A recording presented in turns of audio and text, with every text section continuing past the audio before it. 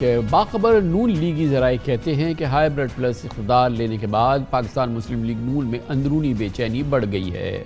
शहबाज शरीफ इक़्तिदार में शरीक नून लीगियों को पार्टी से कोई शिकायत नहीं, लेकिन हुकूमत से बाहर नून लीगी रहनुमा मुतसादिम बयानिए पर गामजन हैं। वह एलानिया तबसरे कर रहे हैं कि असल इक़्तिदार किसी और के हाथ में है और नवाज शरीफ को दीवार से लगा दिया गया है। यकीनन इन नून लीगियों को हुकूमत तो मिल गई, लेकिन जैसा इक़्तिदार मिला है वो सियासी बेबसी की अलामत बन रहा है। वफाक और पंजाब में हुकूमत होने के बावजूद नून लीग इख्तियारात और फैसला साजी में नून लीगी ज़राए इसका इसरार यह है कि वह आज़ाद नहीं हैं। बज़ाहिर वज़ीर आज़म शहबाज शरीफ और वज़ीर आला मरियम नवाज को भी समझौता करना पड़ रहा है। Chairman IRSA, IG Islamabad, chairman CDA, secretary इत्तलात पंजाब, DGPR तकरीरों से बाहर आ रहा है। ऐसा वाज़ेह तौर पर लग रहा है कि फ़ैसले नून लीगियों ने नहीं किए। एक आम तासुर यह है कि हुक्मरान इत्तेहाद से सियासी गैर वाबस्तगी के बावजूद वज़ीर दाखिला मोहसिन नकवी काबीना बल्कि हुकूमत में सबसे ज़्यादा बाअसर हैं। शायद यही वजह है कि राना सनाउल्लाह, जावेद लतीफ़ समेत दीगर नून लीगी मुसलसल मुतसादिम और मुतनाज़ बयानात देने की मशक़ करते नज़र आते हैं, और जो लीडर जवाबी वज़ाहतें दे रहे हैं उनका मौक़िफ़ भी पार्टी बयानिए पर मज़ीद कन्फ्यूजन फैलाता है।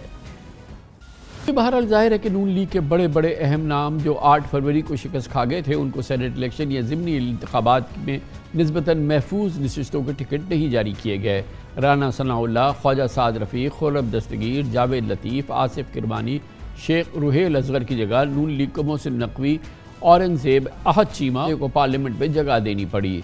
सिफारशी वज़रा और सेनेटर्स के असर रसूख पर हलचल ने नून लीग बमुकाबला नून लीग का महाज गर्म किया, जबकि इलेक्शन में मनसेहरा के इलाके से शिकस्त और लाहौर के हल्के से मुतनाज़ जीत ने नवाज शरीफ की सियासी पोजीशन को काफ़ी धचका पहुँचाया है। कहने को पार्टी पर अमलन नवाज शरीफ का गलबा तस्लीम किया जाता है, लेकिन नवाज शरीफ पार्टी सदारत से कतराते नज़र आ रहे हैं और बच बच के चल रहे हैं। नवाज शरीफ की वफाकी हुकूमत से बेजारी का ये आलम है कि असम्बली रुकनीत का हल्फ उठाने के बाद सिर्फ स्पीकर, डिप्टी स्पीकर और सदर ममलिकत के इंतखाब या सेनेट इलेक्शन में वोट डालने के लिए उन्होंने इस्लामाबाद का रुख किया। सदर आसिफ अली जरदारी के पार्लियामेंट के मुश्तरका इजलास में जनाब नवाज शरीफ की गैर हाजिरी को महसूस किया गया।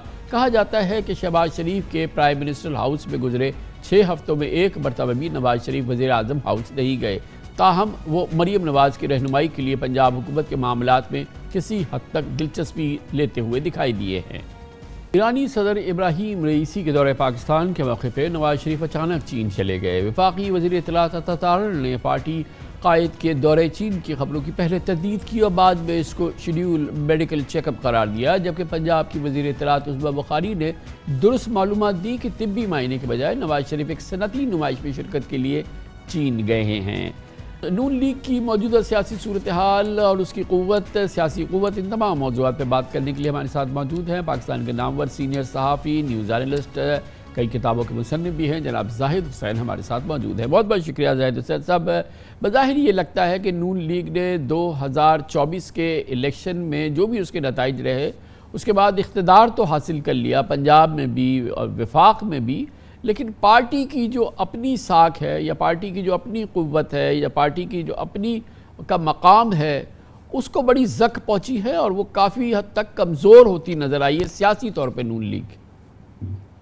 बिल्कुल कामरान, सूरत हाल यही है कि एक तरफ तो ठीक है उनको इख्तिदार तो मिल गया है, लेकिन ये है कि ये अक्सरियती जमात नहीं है थी, उसके अलावा फिर एक कोalition बनी है।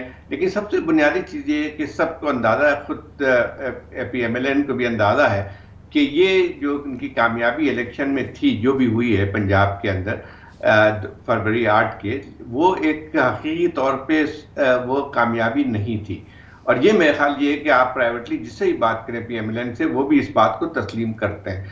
तो एक तो सबसे बड़ी बात है कि जब इस हालत में आप इख्तिदार में लाए जाते हैं तो उसके बाद जो है वो आपका अपना जो एक इख्तियार है वो तो कम हो जाता है, क्योंकि जब इस किस्म की हुकूमतें बनती हैं जिसमें ये पूरा का पूरा जो है उनका दारोमदार पे एक इदारे पे होता है या एस्टेब्लिशमेंट पे होता है, तो फिर उनकी जो है एक लिहाज से जो एक खुद मुख्तारी है या हुकूमत चलाने के लिए जो उनके अपना प्रोग्राम है वो तो पीछे रह जाता है। और हकीकत यही है कि अगर देखा जाए तो ये हाइब्रिड प्लस है, हाइब्रिड जो हम इमरान खान की हुकूमत को कहते थे कि हाइब्रिड रूल है, तो ये तो हाइब्रिड प्लस है, क्योंकि इसमें तो अब ये भी नजर आता है जो कि पहले हमें नजर नहीं आता था के जो अहम वज़रा जो हैं उनका तकर्रुर भी एक लिहाज से देखा जाए तो फिर इस्टेब्लिशमेंट की मर्जी से हुआ है, और वो जो हुक्मरान पार्टी उसके मेंबर नहीं है। अब वज़ीर दाखिला साहब को देख लें, उनका किसी भी पॉलिटिकल पार्टी से ताल्लुक नहीं है इस वक्त, लेकिन वो इस वक्त अगर देखा जाए तो सबसे मजबूत या सबसे पावरफुल जो मिनिस्ट्री है उसको हेड कर रहे हैं मोहसिन नकवी साहब। तो ये बात आम सबको पता है कि उनके ताल्लुकात एस्टेब्लिशमेंट के साथ कितने मजबूत रहे हैं। तो यही चीजें हमें और लोगों पे भी नजर अच्छा, आती है। एक और चीज़ जो हम महसूस कर रहे हैं जाहिर साहब कि ये जमात जो है इस वक्त अगर देखें तो प्रैक्टिकली लीडरलेस नज़र आती है। नवाज शरीफ साहब उस अंदाज से पार्टी चला नहीं रहे कि जैसे कि वो एक्टिव लीडर हैं या कायद हैं इस जमात के। दूसरी जानिब शहबाज शरीफ साहब नाम के सदर पाकिस्तान मुस्लिम लीग नून है, लेकिन पार्टी अफेयर्स के हवाले से उनका वो इन्फ्लुएंस नहीं है जो पार्टी के प्रेसिडेंट का होना चाहिए। और नवाज शरीफ साहब जनरली भी इंटरेस्टेड नज़र नहीं आते पूरे मामलात में, माँ सवाए मरीम नवाज साहिबा के मामलात के हवाले से जो उनके एडमिनिस्ट्रेटिव मामलात हैं।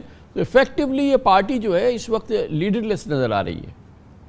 देखिए कामरान, जब नवाज शरीफ साहब वापस आए थे तो पार्टी के अंदर तासुर यही था और यही फैसला भी नजर आता था कि नवाज शरीफ साहब ही प्राइम मिनिस्टर बनेंगे अगर उनको अक्सरियत मिल जाती है। लेकिन जो नतायज जिस तरह से हुए हैं इंतखाबात से, तो उसके बाद सबसे ज़्यादा जो कमज़ोर पोजीशन जिनकी हुई है वो नवाज शरीफ साहब की हुई। आपको याद होगा कि इलेक्शन से एक दिन पहले तमाम अखबारात में ज़मीन में शाये हुए थे कि चौथी बार, और ये लेकिन जब नतायज आए हैं तो आप सबको पता है कि उनका PMLN को अक्सरियत नहीं मिल सकी। और सबसे बुनियादी चीज़ ये है कि खुद नवाज शरीफ साहब को बहुत ज़्यादा धचका लगा। वो अपनी मानसरा से जो लड़ रहे थे उसमें बुरी तरह हारे, और खुद लाहौर की जो सीट थी अगर देखा जाए तो उनकी जीत जो है वो भी मुतनाज़ा है। तो ये जो है जो उनके ये उम्मीद थी कि वो चौथी दफ़ा प्राइम मिनिस्टर बनेंगे, वो तो उसी वक्त ख़त्म हो गई थी।